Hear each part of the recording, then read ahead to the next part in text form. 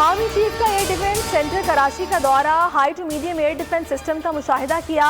Commander air defence lieutenant general Mahmood ने briefing दी। High tech निज़ाम की शमूलियत से पाकिस्तान का एयर डिफेंस नाकाबिल तस्खीर बन चुका है।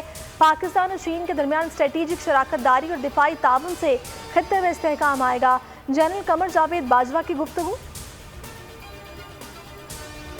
मुल्क का निज़ाम तबाह बर्बाद कर दिया गया, मईशत ज़मीन बोस हो चुकी, हुक्मरान जन्नात की रहनुमाई में मुल्क चला रहे हैं। मुल्क को सेकुलर बनाने का ख्वाब कभी पूरा नहीं होगा, मौलाना फजल रहमान का खिताब।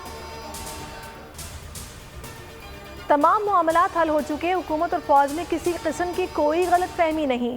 अस्करी क़यादत के साथ मेरे से ज़्यादा बेहतर ताल्लुकात किसी के नहीं।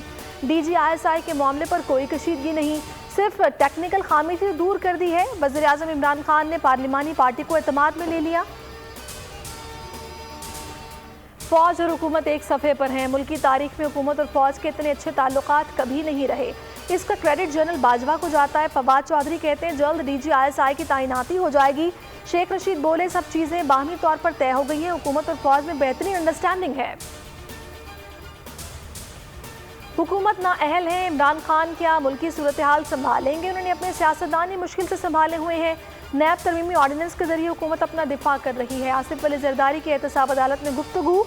8 अरब की मशकूक ट्रांजैक्शन केस में आसिफ अली जरदारी की बरियत से मुतालिक दरखास्त नाकाबिल समात करार। महफूज फैसला सुना दिया गया।